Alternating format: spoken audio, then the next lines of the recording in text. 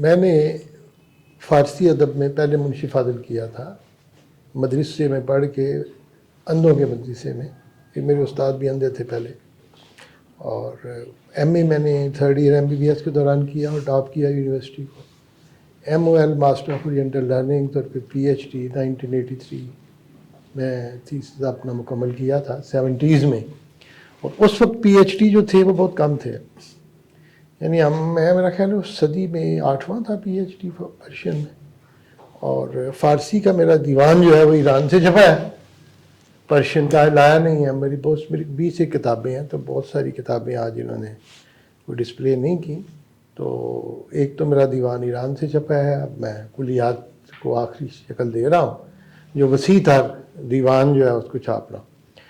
King Edward سے graduation کے بعد MBBS کے بعد میں فوج میں آیا، اور میں نے MCPS کیا، FCPS کیا، مجھے انگلستان میں بھجوا دیا گیا۔ انگلستان میں میں نے لندن سے FRC پیتھ، اور مانچسٹر ایڈنبرا سے FRCP، اور ڈپ بیک فرام مانچسٹر 4-5 سال میں انگلستان میں رہا۔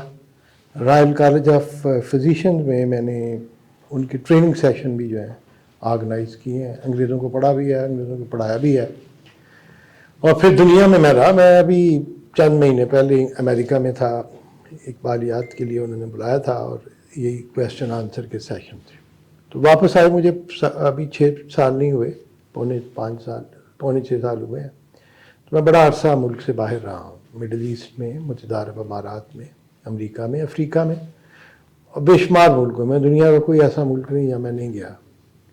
چونکہ میں پاکستان واپس آیا تھا آپ لوگوں کو گائیڈ کرنے کے لیے، پڑھانے کے لیے، اور اپنا ایکسپیرینس کنٹریبیوٹ کرنے کے لیے۔ میں یونائٹڈ نیشن میں رہا ہوں، ٹاپ کی کمیٹیز میں، ایڈز کی گلوبل ٹاسک فورس میں، اور اس کے انسٹیٹیوشن کو میں نے ہیڈ کیا ہے افریقہ میں، WHO میں، ورلڈ ہیلتھ آرگنائزیشن میں۔ میرا ایک واسٹ ایکسپیرینس ہے۔ پاک آرمی کو، ملک کو میں نے ریپرزینٹ کیا ہے چائنا میں، انڈیا میں، ایران میں، سعودی عرب میں، اور میں چونکہ پہلے کہتا تھا پاکستان میں نیا ہوں، اب اتنا نیا نہیں ہوں، 5 سال سے زیادہ عرصہ ہو گیا ادھر۔ تو امریکہ میں یونیورسٹی آف واشنگٹن میں، دوسری یونیورسٹیوں میں نے کہا تھا کہ بہتر ہے کہ آپ لوگ کویسچن کریں، کیونکہ میں اگر بولوں گا میں بولتے چلا جاؤں گا، تو بہتر ہے کہ آپ لوگ سوال اور جواب جو ہے وہ اس سے شروع کریں۔ میری زیادہ تر بکس اقبالیات پہ ہیں، اور میڈیسن میں بھی ہیں، فارسی میں بھی ہیں، اردو میں بھی ہیں، انگلش میں بھی ہیں، اور میں عربک، انگلش، اردو، پنجابی، فارسی ایک ہی فلوئنسی کے ساتھ بول سکتا ہوں، اور لکھ سکتا ہوں، اور پڑھ سکتا ہوں، باقی آپ کے سامنے ہوں۔ اور میں 1992 سے فل پروفیسر ہوں۔ ایک دفعہ بلایا تھا انہوں نے وائس چانسلرشپ کے لیے بھی، تو پھر خیر انہوں نے کہا ڈاکٹر صاحب آپ باہر اتنے سیٹ ہیں، کیا لینے آنا ہے؟ میں پھر واپس چلا گیا۔ تو میں ٹاپ موسٹ یعنی ٹیچنگ کی پوزیشن پہ بھی رہا ہوں، میڈیکل میں بھی رہا ہوں، UAE میں گورنمنٹ کا ایڈوائزر بھی رہا ہوں، پوری ورلڈ میں، WHO میں، یونائٹڈ نیشنز میں بھی۔ تو اب آپ کے سامنے ہوں، اب آپ ایک ایک کر کے کویسچن جو ہے جو آپ کریں گے تاریخ کے بارے میں یا کسی بالیات کے بارے میں، جو بھی کریں، are you are open, medicine کے بارے میں کریں گے، شاعری کے بارے میں کریں گے، فارسی شاعری کے، اردو شاعری میری ہے صحیح، یہ کتاب موجود ہے، لیکن اتنا میں بڑا اردو شاعر نہیں ہوں اپنے آپ کو سمجھتا جتنا میرا فارسی میں ہے۔ فارسی میری اسٹرانگ زبان ہے، اردو کی نسبت میں زیادہ آسانی کے ساتھ بول سکتا ہوں اور ایکسپریس کر سکتا ہوں، علامہ اقبال اور خالد کی روایت کے پس منظر میں۔ اب آپ بات کریں بیٹے، ایک ایک کر کے جو بھی آپ سوال کریں گے انشاءاللہ، لیکن جلدی جلدی کرتے جائیں تاکہ ہم وقت کو ضائع نہ کریں۔ جی بیٹے۔ سر یہ پاکستان میں کامن نوشن ہے کہ ہم نے کلونیل لیگیسی جو ہے نا اس کو بورو کیا ہے، اور آج تک وہ چلی آ رہی ہے، تو اس بارے میں کیا ہوگی؟ لیکن 2 چیزیں ہیں، ایک تو تاریخ کا تسلسل ہے، تاریخ کا تسلسل، دوسرا تاریخ کے جسے انگلش میں آپ مس ہیپس کہہ سکتے ہیں، حادثات ہیں، وہ ایک حقیقت ہے، لیکن کبھی بھی جو اوریجنل روایت ہے وہ ختم نہیں ہوتی۔ جب اسلام آیا ہے تو ایون بنی امیہ کے جتنے بیوروکریٹس تھے وہ سارے پرشین تھے، اور پہلے جو جنہیں ہم امام جن کو بہت زیادہ فالو کیا جاتا ہے امام ابو حنیفہ کو، وہ بھی ایرانی تھے۔ احادیث جنہوں نے کٹھی کی 6 کے 6 سیاستہ کے امام بھی ایرانی پرشین اسپیکنگ تھے۔ تو مقصد اس کا یہ تھا کہ جو اسلام سے پہلے ایگزسٹ کر رہا تھا اس کو اسلام نے تحفظ دیا اور ابزارو کیا۔ میری یہ جو کتاب ہے اقبال اور اہل فارس کی علمی اور عملی میراث، اس میں نے اس پہ بڑی سیر اصل وضاحت کی ہے۔ تو پہلا تو آپ یہ کہیں کہ ایک کسی چیز کو، کسی بھی کلچر کو جو پری ایگزسٹ کر رہا ہوتا ہے اس کو ختم نہیں ہوتا۔ بر صغیر میں اگر آپ دیکھیں تو انگریزوں نے آنے کے بعد آلموسٹ اسی نظام کو فالو کیا ہے جو پہلے ایگزسٹ کر رہا تھا۔ مثال کے طور پہ ہندوستان کے بیشتر علاقے میں وہ قابض ہو گئے ہیں، بنگال، بہار اور اڑیسہ میں۔ مشرق میں اگر آپ دیکھیں 1758 کی وہ جو جنگ تھی اس کی اگینسٹ وہ سراج الدولہ کے خلاف پلاسی کی، اور 1799 میں میسور میں ٹیپو کی شہادت کے بعد وہ جنوبی انڈیا بھی ان کے قبضے میں آ گیا۔ لیکن ہندوستان کا بیشتر حصہ انگریزوں کے قبضے میں نہیں آیا، بڑی اہم چیز ہے۔ قبضہ ڈائریکٹ نہیں تھا لیکن ان کی پروٹیکشن میں تھا۔ جیسے حیدرآباد دکن کی اسٹیٹ تھی، کشمیر تھا، کلات تھی، بہاولپور تھی، دوسری اسٹیٹ تھی۔ تو دراصل انہوں نے کیا یہ، جو لوگ گورنر سے، اور انہوں نے مغلوں کے انقراض کے بعد اور مغلوں کی حکومت کے بعد انڈیپینڈنس کا اعلان کیا ہوا تھا، ان کو انہوں نے پروٹیکشن دی۔ اور جب پاکستان بنا بھی ہے تو 562 کے قریب ریاستیں جو تھیں وہ آلموسٹ انڈیپینڈنٹ تھیں۔ تو اس کا مطلب ان کا اپنا نظام چل رہا تھا ہر ایک ریاست کا۔ اور جیسے میں نے کہا 1837 تک انگریزوں نے فارسی کو سرکاری زبان رکھا ہے بر صغیر میں، اور فارسی کے سکے جاری کرتے رہے ہیں زیادہ تر مغلوں کے نام پہ 1835 تک۔ اور اس کے بعد پنجاب میں 1862 میں فارسی کو ختم کر کے اس کو انگلش کو رائج کیا ہے۔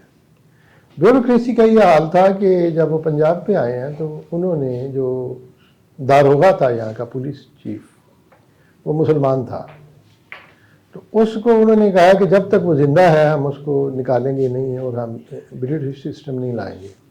1882 تک غالباً اسے ہی انہوں نے پرانے نظام کے تحت ہی رکھا ہے۔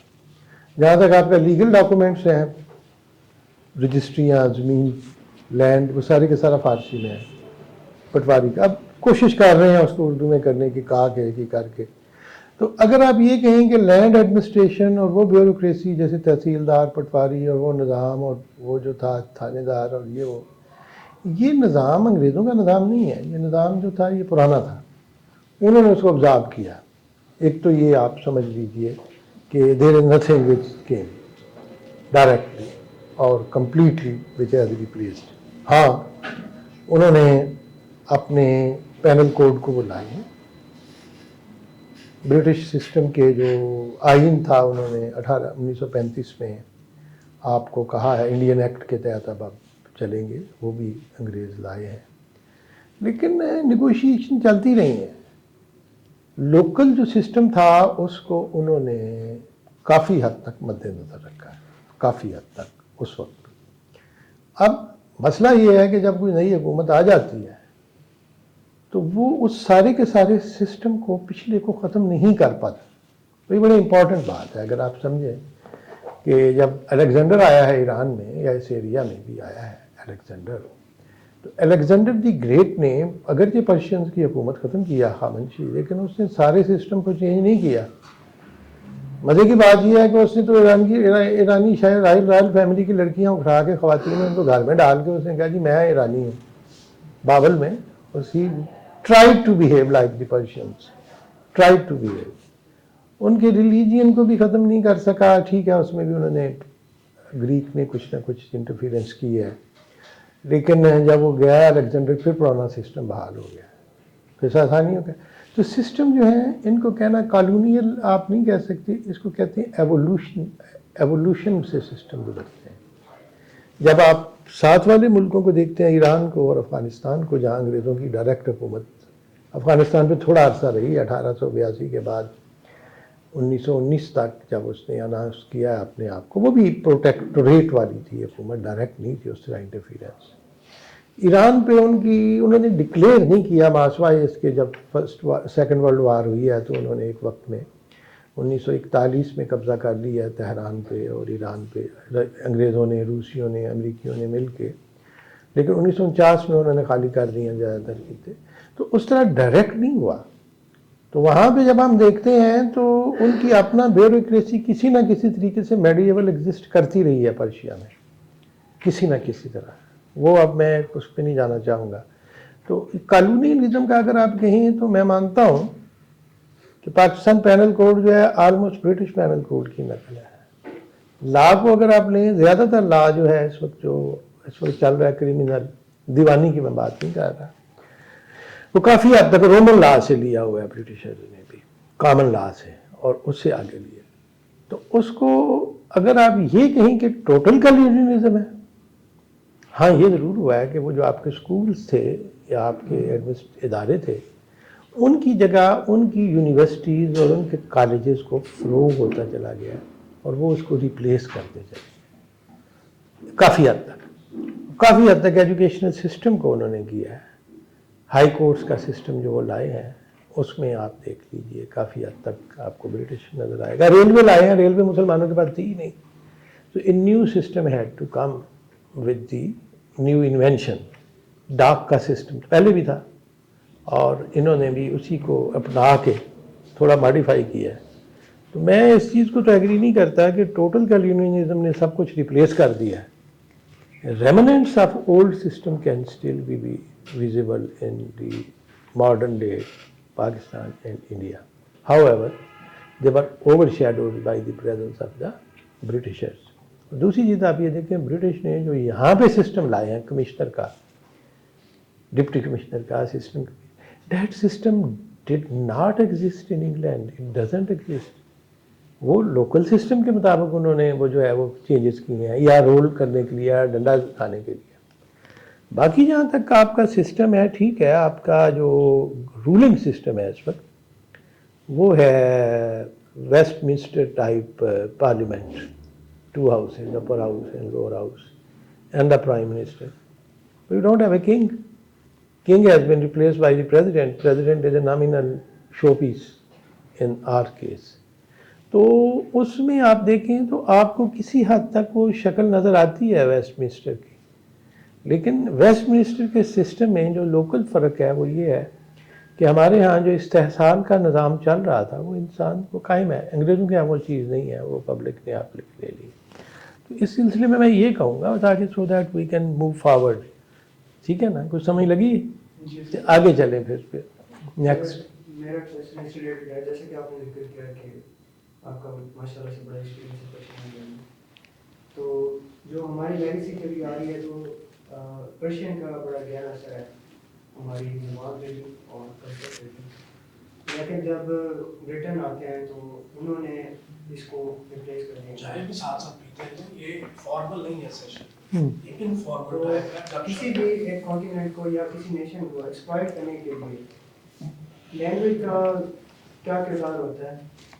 That's very important. اس کے ساتھ بھی ایک انٹرلنک کویسچن ہے اس کی سب کے لیے کہ جو ہمارے فریڈم فائٹرز تھے یا ریفارمرز تھے، ان میں سے کچھ جو ہیں وہ بات کرتے ہیں ٹیل کی طرف کہ انگلش لینگویج کی طرف ہونا چاہیے، اور کچھ کہتے ہیں کہ جو ہمارا ہیریٹیج ہے پرشین کے ساتھ جو لنکیج ہے اس کی طرف ہمارا زیادہ جھکاؤ ہونا چاہیے.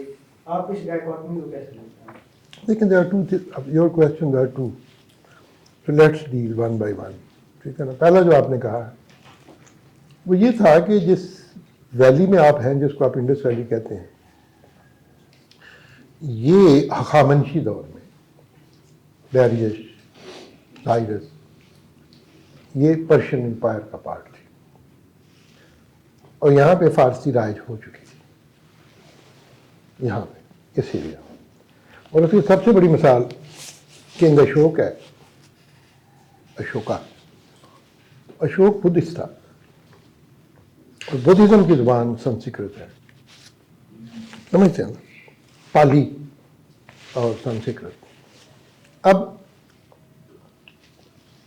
अशोक ने मुख्तलिफ पत्थर छोड़े हैं जिनके ऊपर उसने अपने कवानीन लिखे हैं। मानसेरा के पास भी है, इस एरिया में भी है, बिहार तक है इंडिया में। सबसे पहले ये बात है कि उस वक्त से लेके अशोक से जब कम्युनिकेशन बेहतर हुई है, पहला तो ये देख लें कि India was never United territory, कभी भी। इसको दो बंदों ने इकट्ठा किया था, एक अशोक ने और एक औरंगजेब ने। एक मुसलमान था और एक बुद्धिस्ट था। तो हिंदुइज्म पारसी कभी भी इंडिया को यूनाइट नहीं कर सका, कभी भी, कभी भी। और हिस्ट्री में देख लें, अंग्रेज़ों से पहले, और अंग्रेज भी नहीं कर सके। अंग्रेज़ों में मैंने स्टेट्स और लम्प्स थे सारे के सारे उसके अंदर। तो अब अशोक के जो पत्थर हैं उनके ऊपर इस एरिया में जहाँ हम रहते हैं और इवन इंडिया का जो नॉर्थ वेस्ट है उधर पत्थर बाईलिंगुअल है। एक तरफ संस्कृत लिखी हुई है और दूसरी तरफ खुरोखिश्ती लिखी हुई है जो पर्शियन की पहली फॉर्म थी, इवन कंधार में भी। और जब आप ईस्ट की तरफ चले जाएं, फर्दर टू बिहार, तो वहाँ पे सिर्फ संस्कृत है। तो मतलब ये था कि Ashok being king from central India, he understood that this region is bilingual region. अगर ये bilingual ना होता तो दाता साहब जब आए हैं या सूफी आए हैं तो फारसी स्पीकिंग थे, they would have not been able to communicate. ठीक है ना, इन्होंने कम्युनिकेट किया। Lahore became the center of Persian literature. दाता साहब wrote his book. दाता साहब was a Persian poet by himself. कहते हैं मेरा दीवान गुम हो गया। उनके ज़माने के बाद में फ़ौरन मसूद साद सलमान और बड़े बड़े शुआरा हैं, रोनी है, अबुल फर्ज रोनी, वो भी इस एरिया में थे, गुजरांवाला लाहौर के दरमियानी एरिया के ग्रेट पर्शियन पोइट। तो मेरे कहने का मतलब ये है कि फ़ारसी 2500 साल तक रही, ठीक, यहाँ पे। लेकिन उसको ख़त्म किसने किया? ख़त्म उसको ज़बरदस्ती अंग्रेज़ों ने किया। और मिस्टर ट्रेवलिंग 1862 में लाहौर आया, 1831 में वो गया था बंगाल। तो उसने कहा कि मैं 30 साल की मेहनत शाखा से बंगाल से फारसी ख़त्म की है और अब मैं यहाँ ख़त्म करनी है, ठीक। पहला फारसी का अखबार जो था वो बम्बे से, कलकत्ता से निकला था, मिराकल अखबार, और उसके मालिक भी हिंदू थे, राजमोहन राय। और राजमोहन राय को जब अंग्रेज़ों ने कहा कि आप उर्दू में छापें, हिंदी में या हिंदुस्तानी में, तो ये रिफ्यूज़। उन्होंने कहा जी मेरा मसला ये है कि मेरे क़ारीन को उर्दू नहीं आती, मैं अपना कारोबार ख़राब नहीं करना चाहता। इतवार के दिन मैं 4 सफ़े का एडिशन छाप दूँगा उर्दू में, बाकी फ़ारसी में। बम्बे से अखबार निकला जामे जहाननुमा, वो भी फ़ारसी में था। मेरे कहने का मतलब ये है कि that was a time when people had difficulty in understanding writing Urdu, और Urdu was not that developed। और दूसरी चीज़ ये थी जो मुसलमानों की एलीट थी, रूलिंग या ब्यूरोक्रेसी, फारसियन को आती थी और उर्दू को एज इंफीरियर लैंग्वेज समझते थे। That remain in the mind of sir Syed and that remain in the mind of Ghalib very clearly, ठीक, क्योंकि उतनी डेवलप नहीं थी, वो साथ नहीं देती थी उनका दूसरा।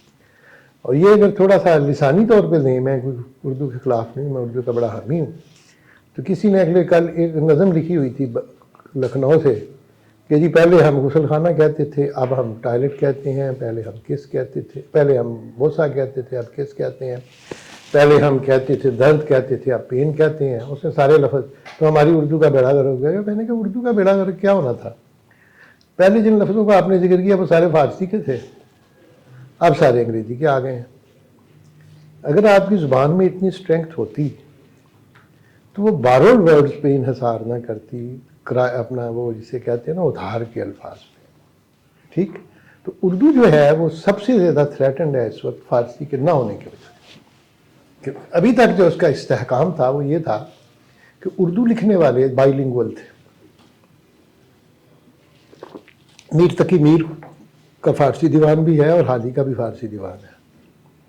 اور غالب کا تو 90% پرشین ہے اور اقبال کا 70%.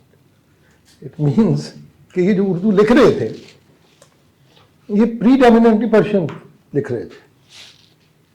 ٹھیک, تو اس نے اردو کو بھی استحکام دیا ہوا, اور یہی وجہ تھی کہ اردو کو بچانے کی سب سے بڑی جو کوششیں جو انہوں نے کی ہیں وہ ہے یہاں پنجاب میں سید عبداللہ اور وحید قریشی, اور یہ دونوں فارسی کے استاد تھے, فارسی کے پی ایچ ڈی, اردو کے نہیں تھے. ہم لوگوں نے کوششیں کی, تو انگریزوں نے یہ کوشش جب کی تو مسلمانوں نے ریزنٹمنٹ شو کی, بلکہ 3 جو تھے کمشنر, لیا اور جیلم, اور اس نے جیلم نہیں, لیا اور جالندھر اور راول پنڈی, انہوں نے گورنر کو لکھا کہ یہاں کسی کو اردو نہیں آتی لیکن فارسی تمام ملا, تحصیلدار, وکیل اور پٹواری فر بولتے ہیں, اس لیے بہتر یہ ہے کہ اس کو ڈسٹرب نہ کیا جائے. لیکن لارڈ ڈلہوزی کا کہنا تھا کہ وی آر ساری, ہمیں ہماری مجبوریاں ہیں, ہم نہیں چاہتے کہ اس ٹرانزیشنل زون کا کوئی لنک, یہ لنک کا لفظ نہیں بولا, اس نے کہا ہم فارسی کو برداشت نہیں کر سکتے. وجہ اس کی یہ تھی کہ سینٹرل ایشیا اور ایران اور افغانستان, ٹھیک, ہم لوگ لسانی طور پہ ایک وحدت کے طور پہ, میری بات تو سمجھتے ہیں, صوفیاء بھی آتے تھے, وہ لوگ بھی آتے تھے, رولرز بھی آتے تھے, ایک وحدت تھی لسانی. انگریز اس وحدت کو ختم کر کے آئرن کرٹن ڈالنا چاہتا تھا مسلمان آنے وسطی ایشیا اور ہمارے درمیان اور ایران کے درمیان, اور اپنی مرضی سے چلانا چاہتا تھا. پہلی بات تو یہ ہوئی. 1892 میں شاید یہاں mister Banerjee was the vice chancellor of Punjab University. اس نے بھی اس وقت تک مسلمان فائٹ کر رہے تھے فارسی کے لیے, کیونکہ اگر آپ لائبریری میں چلے جائیں, پرانی کتابیں دیکھیں, تو سب سے بڑا فارسی کتابوں کا پبلشر تھا نول کشور, منشی نول کشور, اور 1898 تک پری ڈیمینیٹلی آپ کو فارسی کی کتابیں نظر آئیں گی. آپ ہسٹری بھی دیکھ سکتے ہیں, آپ دیکھ لیں سب کے سب. 1898 کے بعد آپ کو اردو نظر آتی ہے. قبرستان میں چلے جائیں تو ملتان کی جتنے قبریں ہیں قبرستان بڑے میں 1935 تک فارسی لکھی ہوئی ہے, 1935 کے بعد اردو آ جاتی. تو مقصد یہ تھا کہ جب مسلمانوں نے رجسٹ کیا کہ ہم نے فارسی کو نہیں چھوڑنا, تو مسلمانوں کو کہا گیا اگر آپ فارسی نہیں چھوڑیں گے تو ہم سنسکرت کو رائج کر دیں گے. تو مجبور ہو کے ہم نے اردو کو اپنایا کہ کم از کم وہ فارسی کے رسم الخط میں لکھی جاتی تھی, اور اس کی 70% ووکیبلری جو تھی پرشین تھی. تو ہم اپنے آپ کو کوشش کر رہے کچھ تو بچ جائے نا. وہ آپ میری بات سمجھتے ہیں نا, اردو کو بچانے کا مقصد ہمارا اس وقت یہ تھا کہ کچھ تو بچ جائے. اب اردو بچانے کا مقصد میرے سامنے یہ ہے کہ فارسی تو چلی گئی, اب ہم یہ افورڈ نہیں کر سکتے کہ اس کو بھی آج سے, ٹھیک. تو مقصد ان کا یہ تھا, ایک تو ہمیں کٹ آف کرنا, which they became successful in cutting اس, اور دوسرا یہ تھا کہ جب ہمیں فارسی پڑھتے تھے, اور فارسی بیوروکریسی کی لینگویج تھی 1837 تک, تو کسی وجہ سے مسلمانوں کو فارسی پڑھنے میں ہندوؤں کے, حالانکہ ہندو بھی پڑھتے تھے, سکھ بھی پڑھتے تھے, لیکن ہمیں کچھ ایڈوانٹیج تھا. سب سے بڑا ایڈوانٹیج رسم الخط کا تھا, دوسرا کلچر کا تھا, اور ہمیں عہدے ملتے تھے بڑے اعلیٰ. سارے بیوروکریسی ہمارے پاس تھی آلموسٹ, کیونکہ مطلب پری ڈومیننٹلی. اور دوسرا یہ تھا کہ ہمیں آج اعتماد تھا. فارسی کے خاتمے کا کیا ہوا کہ اعتماد ختم ہو گیا مسلمانوں کا انگلش کے ساتھ, اور وہ رزسٹ کرتے رہے انگلش کے ساتھ. اب وٹ یو سے اباؤٹ سر سید, سر سید کا میرے اگر آپ خطبات سنیں, سر سید اور اقبال پہ کچھ 6-7 خطبات میں نے دیے تھے یہاں دبستان اقبال میں, ان کے کچھ نہ کچھ حصے آپ کو شاید انٹرنیٹ پہ مل جائیں, یوٹیوب پہ, بڑے میں نے محنت سے. سر سید نے دونوں زمانے دیکھے تھے, پرانا بھی اور نیا بھی, ٹھیک. وہ اتنی محنت کر رہے تھے پرانی چیزوں کو بتانے کی. نقش و نگار و در و دیوار شکستہ, آثار پدیدارست سنادید اجمرا, یہ شعر ہے فردوس کا عرفی کا. اور یہ تھا کہ ہمارے سب کانٹیننٹ میں, انڈیا میں, टूटी हुई दीवारों के ऊपर और नक्श व निगार के ऊपर, पेंटिंग्स के ऊपर बुजुर्गान फारस के आसार जो हैं वो जाहिर है। तो उन्होंने किताब का नाम रखा आसारुस सनादीद। और आसारुस सनादीद की तहरीरों को इकट्ठा करने के लिए सर सैयद बाद औक़ात पुराने ज़माने के पंगूड़े में लटक के कई कई 100 फुट ऊपर जाके वो जो बने हुए हैं वहाँ कुतुब मीनार दिल्ली में, मैं भी गया हुआ, वहाँ पे कई कई 100 फुट ऊपर जाके तो उन्होंने तहरीरें पढ़ के अपनी जान को ख़तरे में डाल के तो वो लिखी, पहाड़ों पे चढ़ के। ये कतबे मौजूद थे, ये सब कुछ पर्शियन में था। And he was trying to maintain it. उनकी पहली सारी किताबें फारसी की, लेकिन क्या वजह हुई कि 1871 में या 72 में साइंटिफिक सोसाइटी, जिसके वो बानी थे और लीडर थे, उसके उन्होंने आखिरी खुतबा फारसी में दिया है कलकत्ता में 1872 में। वो कहा है कि अब हमसे फारसी को बचाना नामुमकिन हो गया है, आज के बाद मैं उर्दू की तरफ जाऊँगा। फिर सर सैयद ने उर्दू में मज़ामीन लिखे।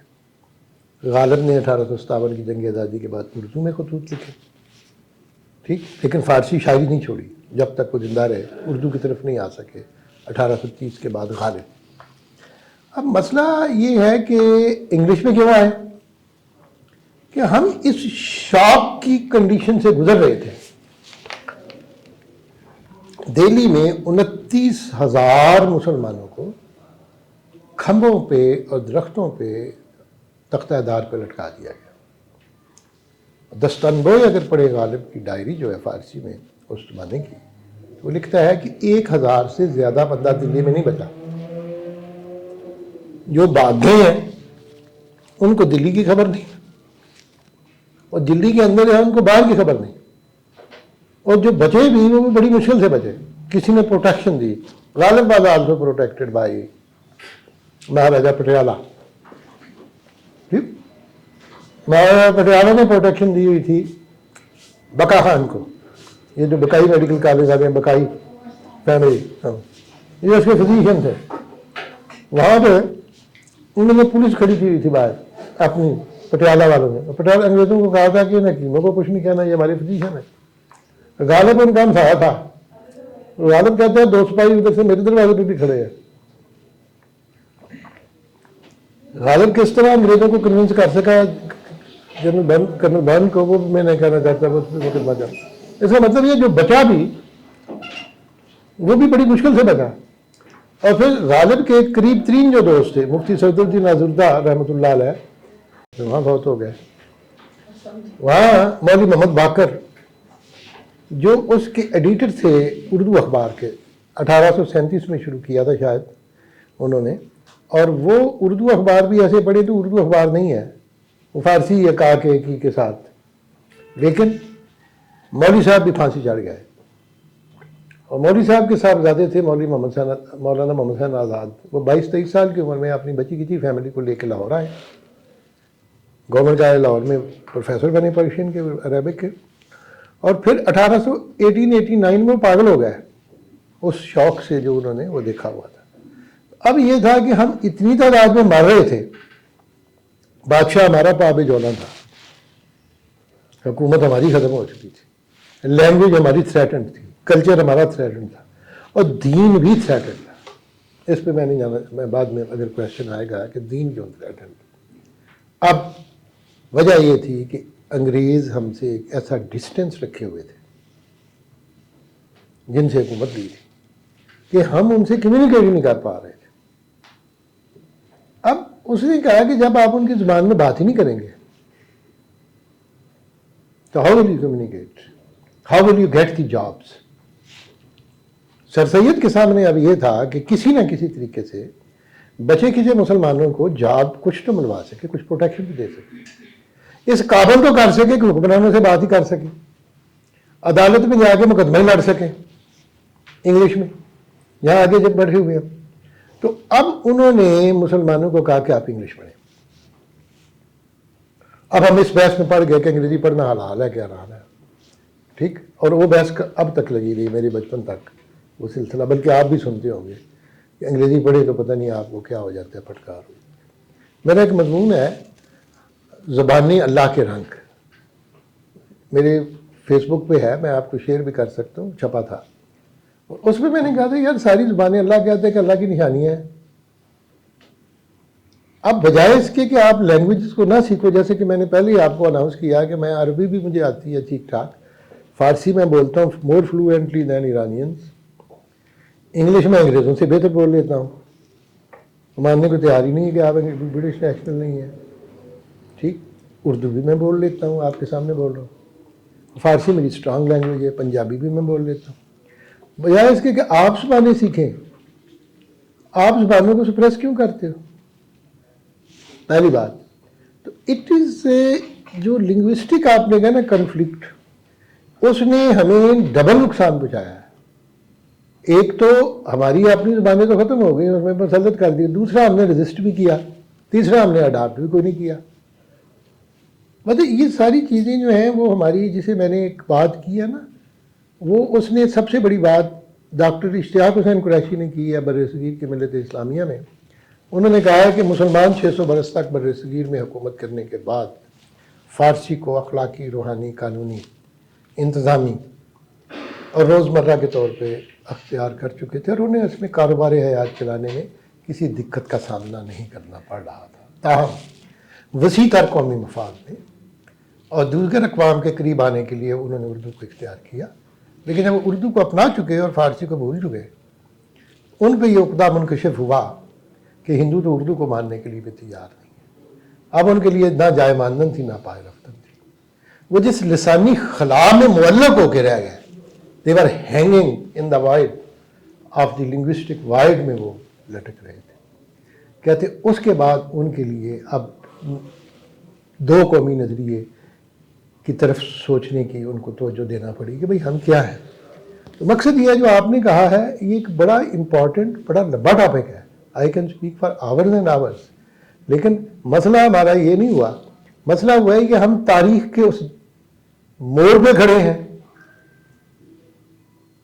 which was for the Iqbal نے جسے کہا تھا 200 سال سے ہم استحصال کا شکار ہیں.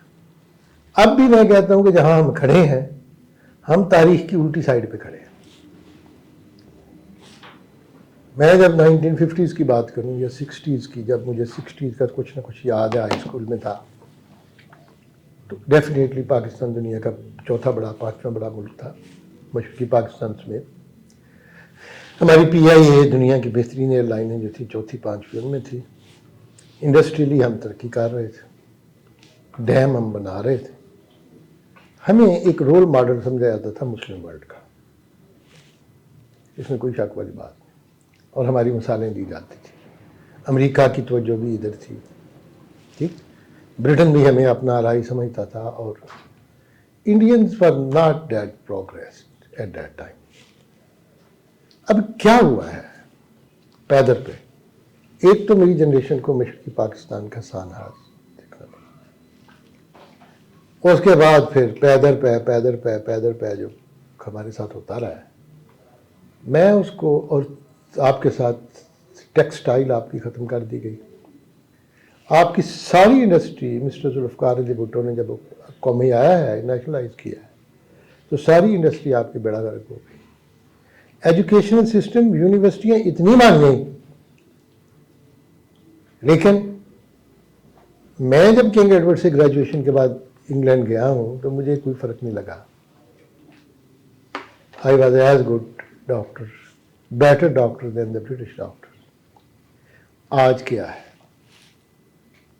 آج ہم کیا پروڈیوس کر رہے ہیں؟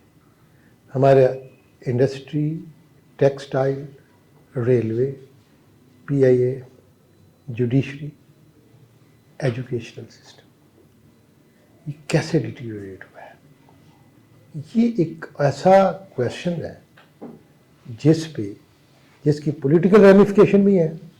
اور ہمارے ہاں جو بلیم گیم ہے نا، بلیم گیم یہ ہے کہ ایزیلی ہر چیز کو آج کل فوج پہ ڈال دو. ٹھیک ہے نا، ہر ایک چیز کو، اور ریل کا جو اس نے کر دیا ہے، کسی پہ ڈال دیں. Having served for 29 years in uniform, with honor and pride myself and have gone from captain to brigadier. At least मैं मेजर हुआ, लेफ्टिनेंट कर्नल हुआ, फिर मैंने फौज छोड़ी, खुद कह के छोड़ी। तो मैंने और अंदाज से चीज़ें देखी हैं। मुझे कन्विंस करने की कोशिश की जा रही है कि आप गलत हैं, जैसे हम कह रहे हैं ना वो हम ठीक हैं। मैंने पूरी सर्विस में इहराम का एक पैसा भी मैंने बच्चों को नहीं खिलाया। आज भी मेरा ये हाल था कि रिटायरमेंट के बाद ट्रीटमेंट मेरी और मेरी बेगम की फ्री थी। जब पाकिस्तान आते थे तो बेगम मेरी कहती थी किसी गरीब के काम आ जाएगी, दवाई अस्पताल से यहाँ से ना लें, UAE से हमें मिल जाएगी तो वहाँ से लेंगे। अब भी कोशिश करते हैं चलो ख़रीद लें, किसी और के काम आ जाए। ठीक, तो our attitude was totally different. जिस अंदाज से मेरी किताब है कप्तान का रोज़नामा, ये पढ़ी हुई है, ये मैं ही हूँ, दिस इज़ मी। ठीक है, ये भी मैं ही हूँ पीछे खड़ा।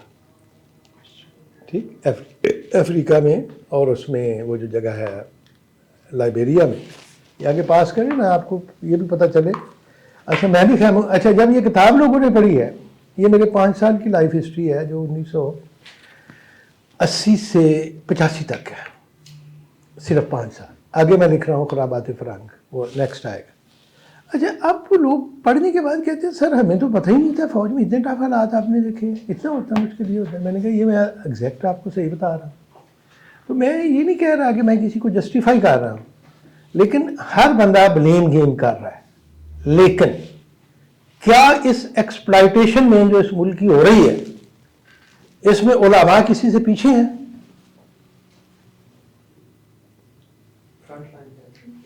क्या वकाला पीछे हैं? क्या जुडिशरी में आज उस सिस्टम की बात नहीं करना चाहता था? मेरे प्रोफेसर और मेरे टीचर तो खुद घर में बिठा के खाना खिला के मुफ्त पढ़ाते थे। मेरे उस्तादों ने कभी कमर्शलाइज नहीं किया एजुकेशन। ठीक, मैंने कभी नहीं किया। मैंने पढ़ाने के पैसे मांगता हूँ किसी से? क्यों भाई? इससे पूछते हैं आके कि ब्रिगेडियर साहब कितने पैसे लेते हैं लेक्चर देने के, तो कहते हैं मुफ्त दे रहे हैं, तुम भी आके दे दो। क्योंकि मैं अपने टीचर से जो इनहेरिट किया, ठीक है ना, उन टीचर से तो हमें बेटा बनाया हुआ था। उन्होंने मेरी शादी भी मेरी उन्होंने नहीं करवाई, टीचर नहीं, रिश्ते भी वही करवाते थे और वो मोहब्बत से जो पेश आते थे। तो वो ये है कि अब एक बंदे को तो आप ब्लेम नहीं कर सकते। System has overall deterioration. अब इसको हमने कैसे करना है, ये आज का नहीं है क्वेश्चन, इस पे हम फिर एलेबोरेट कभी करेंगे, लेकिन मेरा ख्याल है किसी हद तक आपको अपने सवाल का जवाब है। सर चूंकि आपने इकबाल को एक्सटेंसिव स्टडी किया है, तो अगर आज के जवान इकबाल को समझना चाहे तो कुछ अल्फाज में हमें समझा। देखिए दो चीज़ें बड़ी इंपॉर्टेंट। इकबाल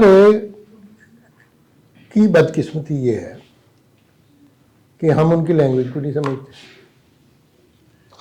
ठीक, अब 3 लैंग्वेजेज उन्होंने इस्तेमाल की हैं। खुतबात में इंग्लिश की है बड़ी स्ट्रॉन्ग किस्म की। तर्जुमे जितने भी किए हैं कोई भी नहीं कर सकता तर्जुमा, मैं भी नहीं कर सकता। मैं अपनी शायरी का भी नहीं कर सकता फारसी से उर्दू में, वही होता है जो ओरिजिनल होता है। ठीक, उन्होंने 70% शायरी फारसी में की है, 30% उन्होंने उर्दू में की है। ठीक, अब हुआ ये है कि 3 तबके बन गए हैं।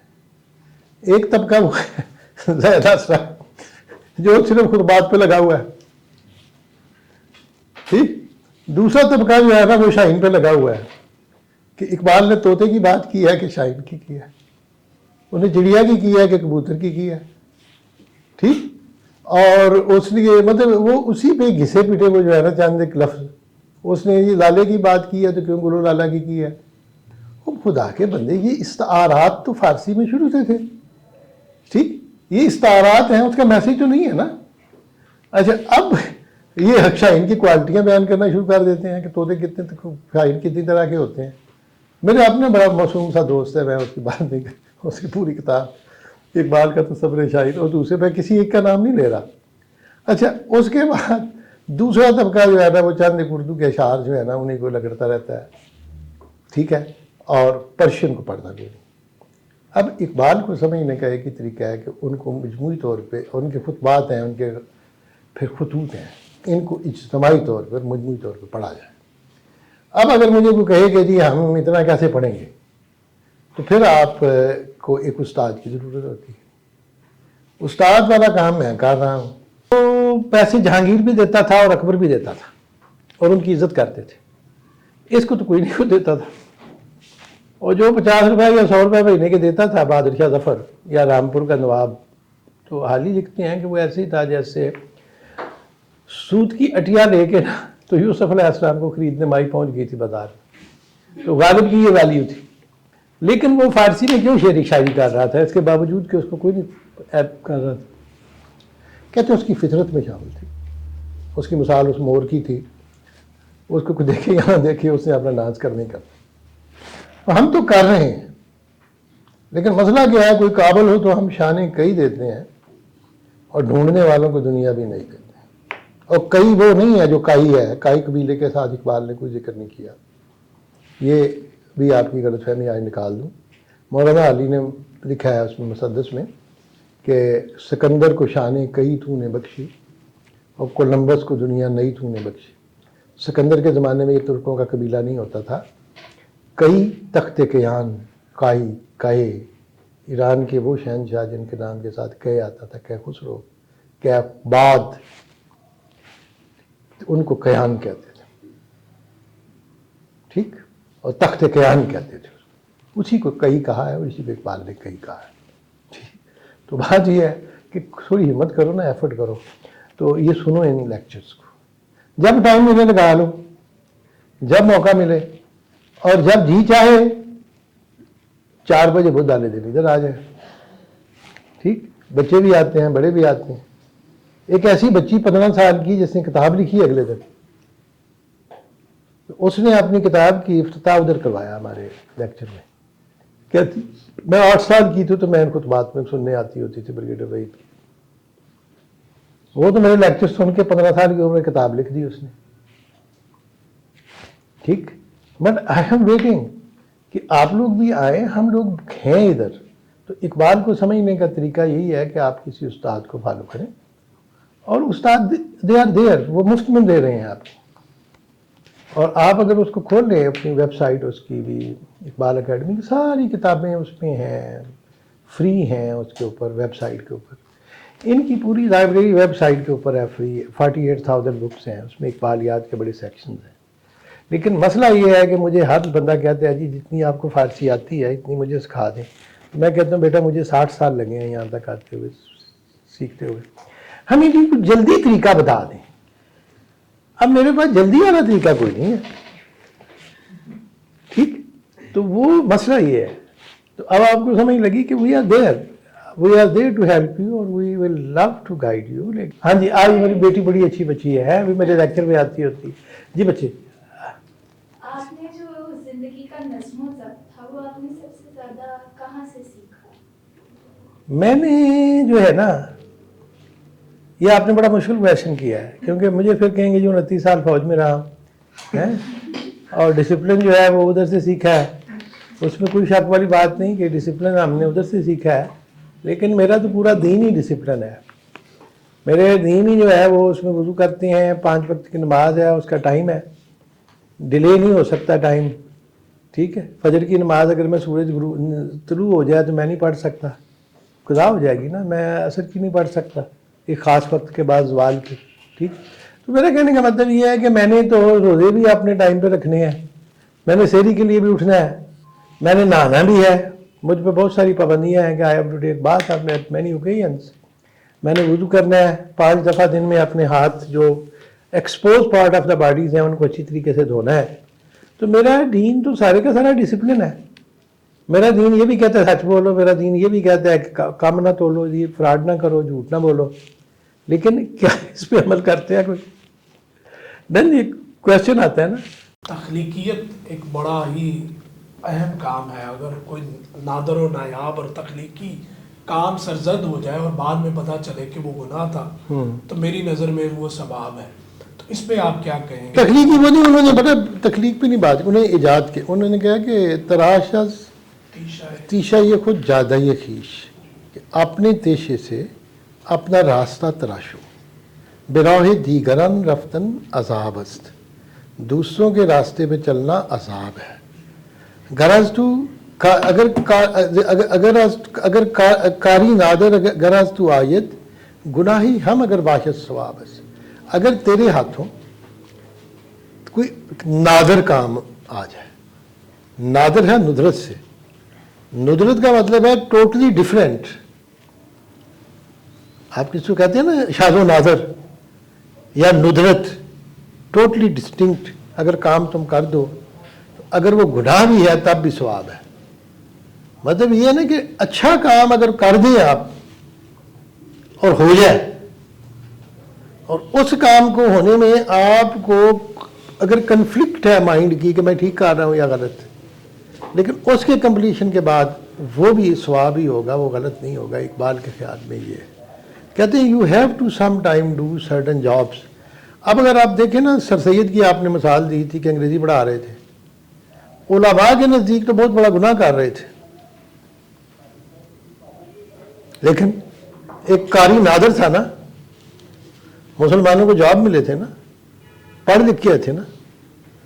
पाकिस्तान में जब मैं बच्चा था ना, जब अयूब खान का ज़माना था, तो कायद आज़म के अलावा तमाम हुक्मरान जितने पाकिस्तान के हुए थे वो सारे अलीगढ़ के पढ़े हुए थे, सारे। अयूब खान भी अलीगढ़ का पढ़ा हुआ था, सिकंदर मिर्जा भी अलीगढ़ का पढ़ा हुआ था, लियाकत अली भी अलीगढ़ के पढ़े हुए थे। तो मेरे कहने का मतलब ये है ना कि ऐसा इदारा जिसने आपको इतनी ज़बरदस्त लीडरशिप अता कर दी, तो आप उस बहस में ना आए। गरज दस्ते तो कारी नादर आयत, अगर तेरे हाथों को नादर काम हो जाए गुनाही हम अगर बाशत सवाबस। ये जब आप मुझे शेर याद कराते हैं ना, तो अब मेरी उम्र ऐसी हो गई है, याद आ जाता है, लेकिन थोड़ा सा मुझे ना फिर वो वापस जाना पड़ता है उस पे ऊपर। ठीक है, एक ज़माना था कि मैं फार 1 लाख ज़बानी शेर याद थे, हाफिज़ का दीवान भी पूरा याद था, इकबाल की भी पूरी किताबें, कि मैं लगातार पढ़ता चला जाता था। अब मैं 70 का हूँ, तो I M A bit fatigue दूँ थोड़ा सा।